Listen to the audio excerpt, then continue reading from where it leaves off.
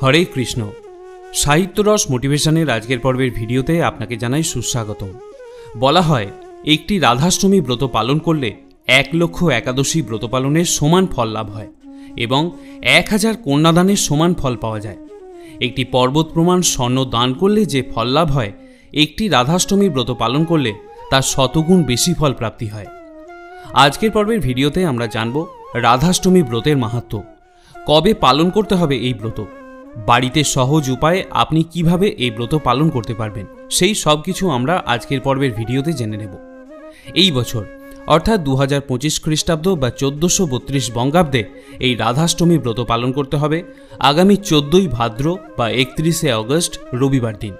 ভাদ্র মাসের শুক্লপক্ষের অষ্টমী তিথিতে পালিত হয় পবিত্র রাধাষ্টমী মহোৎসব ব্রত। গত দাপরলীলায় এই ভাদ্র মাসের শুক্লপক্ষের অষ্টমী তিথিতে মধ্যাহ্নকালে এবং অনুরাধা নক্ষত্রে বর্ষানা রাভেল গ্রামে শ্রীমতী রাধারানী আবির্ভূতা হন। ভগবান শ্রীকৃষ্ণের লাদিনী শক্তি রাধা ঠাকুরানী বৃষভানু মহারাজ এবং কীর্তিদা সুন্দরীর কন্যারূপে আবির্ভূতা হন। সেই কারণে এই তিথি অত্যন্ত মহত্বপূর্ণ এবং সারা পৃথিবীর লক্ষ লক্ষ ভক্তগণ এই তিথিকে উদযাপন করে থাকেন। পদ্মপুরাণে উল্লেখ করা হয়েছে, জন্মাষ্টমী ব্রতের থেকেও অধিক মহত্বপূর্ণ হল এই রাধাষ্টমী ব্রত, তাই সকলে এই ব্রত অবশ্যই পালন করবেন। ভগবান শ্রীকৃষ্ণ হলেন পরম পুরুষোত্তম, পরম শক্তিমান এবং শ্রীমতী রাধা ঠাকুরানী হলেন ভগবানের লাদিনী শক্তি। তাই চৈতন্য চরিতামৃত গ্রন্থে উল্লেখ রয়েছে, রাধা পুণ্যশক্তি, কৃষ্ণ পুণ্য শক্তিমান, দুই বস্তুতে ভেদ নাহি, শাস্ত্রে রয়েছে প্রমাণ। অর্থাৎ তত্ত্বগতভাবে রাধা এবং কৃষ্ণের মধ্যে কোনো পার্থক্য নেই। তাই রাধারানীর কৃপা লাভ হলে আমরা পুরুষোত্তম ভগবানকেও সন্তুষ্ট করতে পারব। তো রাধা এবং কৃষ্ণ অভিন্ন, কিন্তু মাধুর্য রস আস্বাদনের জন্য তারা দুই দেহ ধারণ করেছিলেন। কিভাবে তারা দুই দেহ ধারণ করলেন? ভগবান শ্রীকৃষ্ণ বসে আছেন শতশৃঙ্গ পর্বতে। সেই শতশৃঙ্গ পর্বতের রাসমঞ্চে তার ইচ্ছায় তিনি নিজেকে আনন্দ প্রদানের জন্য তার বাম অঙ্গ থেকে শ্রীমতী রাধা ঠাকুরানীকে প্রকট করেছিলেন। রাধারানী আবির্ভূতা হয়ে তৎক্ষণাৎ ভগবানের সেবায় যুক্ত হওয়ার জন্য রাসমঞ্চের দিকে ধাবমান হলেন। সেই জন্য রাসমঞ্চের রা এবং তিনি যে ভগবানের সন্তুষ্টির জন্য পুষ্পচয়ন করতে ধাবমান হয়েছিলেন, সেখান থেকে ধা, এই দুয়ে মিলে রাধা শব্দের উৎপত্তি। শ্রীমতী রাধা ঠাকুরানী থেকেই সমস্ত লক্ষ্মীর প্রকাশ, সমস্ত গোপীগণের প্রকাশ এবং ভগবানের সমস্ত মহিষীগণের প্রকাশ। চৈতন্য চরিতামৃত গ্রন্থে এই সম্পর্কে বিশদ বর্ণনা আছে। পরমেশ্বর ভগবান শ্রীকৃষ্ণ হলেন সর্বশক্তিমান, তিনি সর্ব আকর্ষক। কৃষ্ণ শব্দের অর্থই হল যিনি সব কিছুকে আকর্ষণ করতে পারেন, কিন্তু শ্রীমতী রাধারানী স্বয়ং শ্রীকৃষ্ণকে আকর্ষণ করেন। পরমেশ্বর ভগবান শ্রীকৃষ্ণ তিনি মদনদেবকে মোহিত করেন বলে তার নাম হয়েছে মদন মোহন, আর শ্রীমতী রাধারানী হলেন মদনমোহন মোহিনী, কারণ তিনি ভগবান শ্রীকৃষ্ণ অর্থাৎ মদনমোহনকেও মোহিত করেন। প্রতি যুগে যুগে ভগবানের অংশ অবতার বা কলা অবতার রূপে আবির্ভূত হন বিভিন্ন কার্য সাধনের জন্য। এই প্রসঙ্গে শ্রীমদ্ ভাগবতের প্রথম স্কন্ধে বলা হয়েছে, এতে চাংশ কলা পুংস কৃষ্ণস্তু ভগবান স্বয়ং ইন্দ্রাড়ি ব্যাকুলম লোকম মৃয়য়ন্তী যুগে যুগে। অর্থাৎ কৃষ্ণ স্বয়ং ভগবান এবং তিনি বিভিন্ন উদ্দেশ্য সাধনের জন্য যুগে যুগে আসেন। শ্রীকৃষ্ণ হলেন সব অবতারের অবতারী। তিনি কিন্তু প্রতি যুগে আসেন না, তিনি আসেন ব্রহ্মার প্রতিকল্পে মাত্র একবার। অষ্টবিংশতি চতুর্যুগের দাপর যুগের তৃতীয় সন্ধ্যায় এই ভাদ্র মাসের অষ্টমী তিথিতে ব্রজেন্দ্রনন্দন ভগবান শ্রীকৃষ্ণ আবির্ভূত হয়েছিলেন। শ্রীমতী রাধারানীও ভগবানের লীলায় যুক্ত হওয়ার জন্য ভাদ্র মাসে শুক্ল অষ্টমী তিথিতে আগমন করেন। সেই জন্যই এই তিথি অত্যন্ত মহত্বপূর্ণ। আমাদের সকলের উচিত এই দিনে ব্রত উপবাস পালন করা। অনেকে প্রশ্ন করেন, যারা জন্মাষ্টমীর ব্রত কোনো কারণে পালন করতে পারেননি, তারা কি রাধাষ্টমী ব্রত পালন করতে পারবেন? হ্যাঁ, নিশ্চয়ই পারবেন। নারী পুরুষ নির্বিশেষে সকলেরই উচিত এই ব্রত পালন করা। শুধু তাই নয়, রাধাষ্টমী ব্রত পালন করলে জন্মাষ্টমীর ব্রত পালন সম্পূর্ণ হয়। কিন্তু বর্তমান কলিযুগে কিছু কিছু মানুষ রয়েছেন যারা দুর্ভাগা। তারা এরকম বলে থাকেন যে কোনো শাস্ত্রে শ্রীমতী রাধারানীর অস্তিত্ব নেই। যদি কেউ আপনার কাছে এরকম বলে থাকেন, তাহলে বুঝবেন সে অত্যন্ত দুর্ভাগা, তার এখনও শুভ বুদ্ধির উদয় হয়নি, সে অত্যন্ত মূঢ়, তার সৎ বুদ্ধি বা সৎ জ্ঞানের এখনও বিকাশ হয়নি। কারণ সমস্ত শাস্ত্রে, শ্রুতিশাস্ত্র এবং স্মৃতিশাস্ত্রে শ্রীমতী রাধা ঠাকুরানীর মহিমা কীর্তন করা হয়েছে। দেবাদিদেব মহাদেব নিজেও রাধা ঠাকুরানীর মহিমা কীর্তন করেছেন। তাই যারা রাধারানীর অস্তিত্বকে মানেন না তারা ভগবান শিবকেও মানেন না। যদি তারা শিব ঠাকুরের চরণে অপরাধ করে এবং রাধারানীর চরণেও অপরাধ করে, ভেবে দেখুন তাদের কি গতি হবে। তাই তাদের কথা আপনি কেন শুনবেন? এখন আমরা রাধাষ্টমী ব্রতের সংক্ষিপ্ত মাহাত্ম্য শ্রবণ করব, যা পদ্মপুরাণের ব্রহ্মখণ্ডে উল্লেখ করা হয়েছে, এবং তারপর আমরা জানব কিভাবে এই ব্রত পালন করতে হবে। পদ্মপুরাণের ব্রহ্মখণ্ডের 7ম অধ্যায়ের 1 থেকে 44 নম্বর শ্লোকে এই রাধাষ্টমী ব্রতের মাহাত্ম্য প্রসঙ্গে বর্ণনা করা হয়েছে। এর মধ্যে যে বিশেষ বিশেষ মাহাত্ম্যগুলি রয়েছে সেগুলি আমি বর্ণনা করছি। কেউ যদি রাধাষ্টমী ব্রত শ্রদ্ধার সাথে পালন করে, তার পূর্বজন্মকৃত সকল পাপরাশি বিনষ্ট হয়ে যায় এবং সে সহস্র একাদশী পালনের শতগুণ ফল লাভ করে থাকে, অর্থাৎ 1 লক্ষ একাদশীর ফল পাওয়া যায়। কিন্তু এরকম নয় যে আপনাকে আর একাদশী পালন করতে হবে না। আমরা গত বছর রাধাষ্টমীর ব্রতের আলোচনায় অনেক মন্তব্য পেয়েছি যে প্রভু, তাহলে কি আর একাদশী পালন করতে হবে না? এরকম ভ্রান্ত বুদ্ধি যেন কখনো না হয়, তাহলে আপনি কখনোই ভগবানকে সন্তুষ্ট করতে পারবেন না।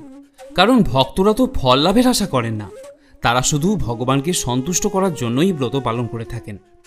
ভগবান আপনাকে কিছু বিশেষ উপহার দিতেই পারেন, কিন্তু তার মানে এই নয় যে আপনি তার সুযোগ নিয়ে কপটতা করবেন। ভক্ত হবে সরল, সরল হৃদয়ে সে ভগবানের সেবায় যুক্ত হবে। তাই যতদিন আপনার জীবন রয়েছে প্রত্যেকটি জন্মাষ্টমীর ব্রত, রাধাষ্টমী ব্রত, নরসিংহ চতুর্দশী ব্রত এবং একাদশীর ব্রত অবশ্যই পালন করতে হবে। যারা অসুস্থ বা বৃদ্ধ হয়েছেন তারাও ফলমূল গ্রহণ করে ব্রত রাখবেন, কিন্তু অবশ্যই ব্রত পালন করতে হবে।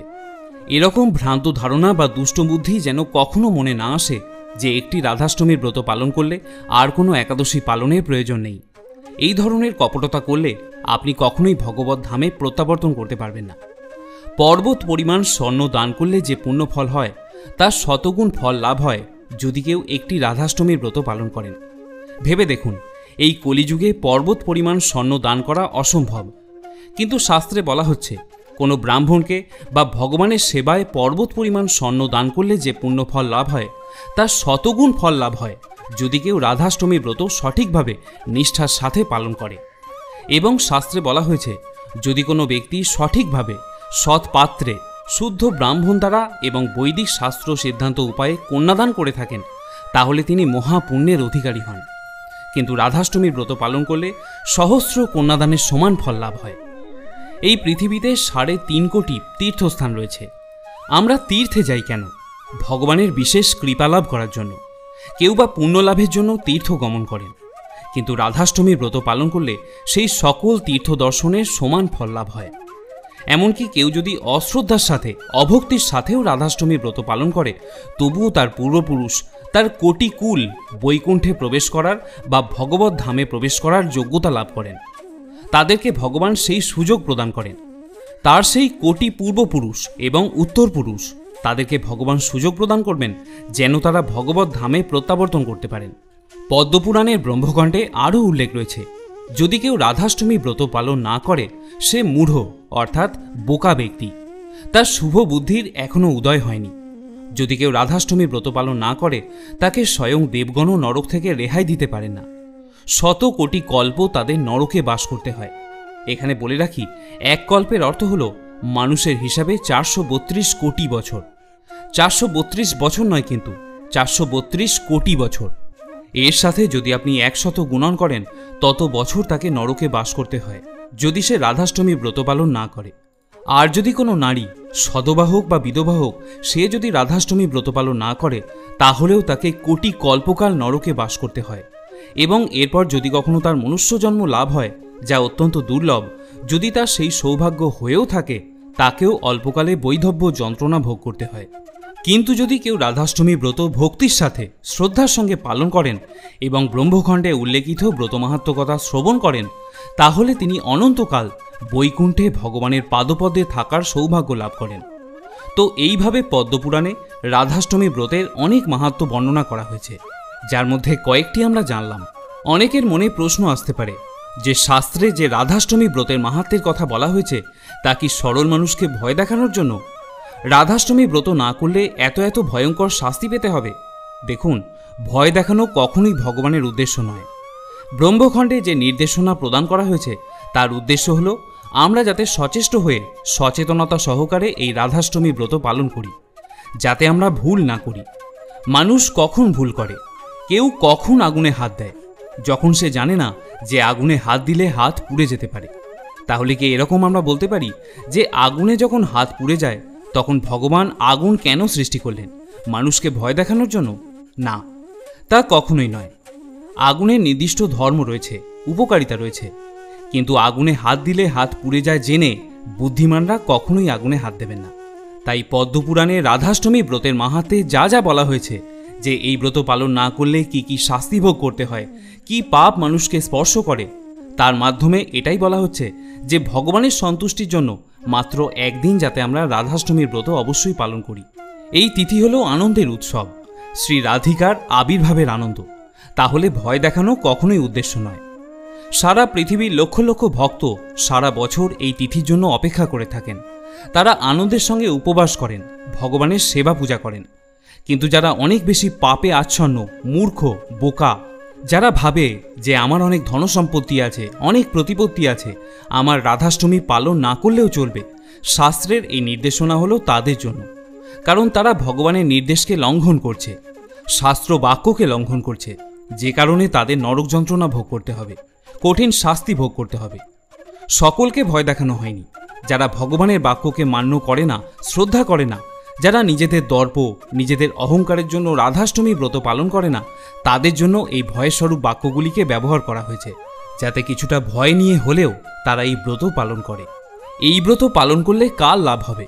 যিনি ব্রত করছেন তার। তিনি অবশ্যই ভগবানের কৃপা লাভ করবেন। তাই আমাদের প্রত্যেকের উচিত এই ব্রত অবশ্যই পালন করা। এবারে আসুন আমরা জেনে নিই কিভাবে আমরা এই রাধাষ্টমীর ব্রত পালন করব সেই প্রসঙ্গে। এই দিন অবশ্যই উপবাস ব্রত পালন করতে হবে। কমপক্ষে দুপুর 12টা পর্যন্ত উপবাস করতে হবে। কেউ কেউ রয়েছেন, বিভিন্ন মঠ মন্দিরের অনেকে আছেন যারা পূর্ণ দিবস উপবাস রেখে থাকেন। তো রাধাষ্টমী ব্রতের ক্ষেত্রে আগের দিন এবং পরের দিন অবশ্যই নিরামিষ আহার গ্রহণ করবেন, কৃষ্ণ প্রসাদ গ্রহণ করবেন।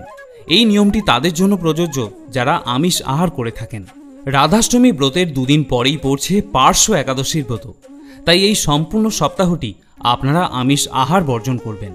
ব্রতের দিন ভোরবেলায় ব্রাহ্ম মুহূর্তে শয্যা ত্যাগ করে প্রাতঃস্নান করে নিন এবং তারপর ঠাকুর ঘরে গিয়ে রাধাষ্টমী ব্রতের সংকল্প গ্রহণ করুন। মনে মনে প্রার্থনা করুন এই ব্রত আপনি যাতে সঠিকভাবে পালন করতে পারেন। রাধা মাধবের চরণে পুষ্প এবং তুলসীপত্র নিবেদন করুন। যাদের বাড়িতে রাধা মাধবের বিগ্রহ নেই তারা চিত্রপটের সামনে পুষ্প এবং তুলসীপত্র নিবেদন করতে পারেন। এখানে বলে রাখি, রাধার চরণে শুধুমাত্র পুষ্প নিবেদন করবেন আর শ্রীকৃষ্ণের চরণে তুলসীপত্র। কারণ রাধারানী হলেন লক্ষ্মীর অংশ, তাই তার চরণে তুলসী নিবেদন করতে নেই। এই দিন আপনারা বেশি বেশি করে হরিনাম সংকীর্তন করুন, ভগবানকে স্মরণ করুন, মঙ্গল আরতি করুন এবং ভগবানের সেবা পূজা আদি করুন। শ্রীমতী রাধা ঠাকুরানী যেহেতু মধ্যাহ্নকালে আবির্ভূতা হয়েছিলেন অনুরাধা নক্ষত্রে, তাই মধ্যাহ্নকালে মহা অভিষেক, মহা আরতি, ভোগ নিবেদন ইত্যাদি হয়ে থাকে। আপনি চাইলে বাড়িতেও অভিষেক করতে পারেন। যেরকমভাবে জন্মাষ্টমীর অভিষেক করা হয় একই রকমভাবে দুধ, দই, ঘি, মধু এবং চিনির জল বা ফলের রস দিয়ে আপনারা ভক্তির সাথে রাধা মাধবের অভিষেক করবেন। এরপর আপনারা শুদ্ধভাবে অন্ন ব্যঞ্জনাদি রন্ধন করে রাধা মাধবকে ভোগ নিবেদন করতে পারেন। দুপুর 12টার পর অন্নপ্রসাদ গ্রহণ করে ব্রতভঙ্গ বা পারণ ক্রিয়া সমাপ্ত করতে পারবেন। বায়ুপুরাণ এবং অন্যান্য শাস্ত্রে বলা হয়েছে উৎসব অন্তে পারণ ক্রিয়া সমাপ্ত করা যায়। যেহেতু রাধাষ্টমী ব্রতের উৎসব মধ্যাহ্নকালে হয়ে থাকে, সেই কারণে দুপুরে পারণ করা যাবে বা অন্নপ্রসাদ গ্রহণ করা যাবে। তবে কেউ যদি পূর্ণ দিবস উপবাস রেখে পরের দিন সূর্যোদয়ের পর পালন করতে চান সেটিও করতে পারেন। এছাড়া এই দিন আপনারা শ্রীমতী রাধারানীর মহিমা শ্রবণ করতে পারেন, লীলা পুরুষোত্তম গ্রন্থটি পাঠ করতে পারেন এবং শ্রীমতী রাধারানীর অষ্টোত্তর শতনামও শ্রবণ করতে পারেন। রাধাষ্টমীর ব্রতকথা এবং অষ্টোত্তর শতনাম রাধাষ্টমীর দিন এই চ্যানেলে আপনারা পেয়ে যাবেন। আপনারা চাইলে সেখান থেকেও শ্রবণ করতে পারেন। এর পরের ভিডিওতে আমরা বিশদে জানব রাধারানীর অভিষেক পদ্ধতি। আজকে আমরা জানলাম কিভাবে ব্রত পালন করতে হবে, এই ব্রতের কি মাহাত্ম্য এবং শ্রীমতী রাধারানীর সংক্ষিপ্ত মহিমা সম্পর্কে জানার চেষ্টা করেছি। সকলে সঠিকভাবে ব্রত করার চেষ্টা করুন এবং ভগবানের বিশেষ কৃপা লাভ করুন। যদি রাধাষ্টমী ব্রত সম্পর্কিত কোনো প্রশ্ন বা মতামত আপনার মনে থাকে তাহলে আমাকে নিচের কমেন্টে অবশ্যই জানাতে পারেন। সকলে ভালো থাকুন, সুস্থ থাকুন এবং আনন্দের সঙ্গে রাধাষ্টমী ব্রত পালন করুন। জয় শ্রীকৃষ্ণ। রাধে রাধে।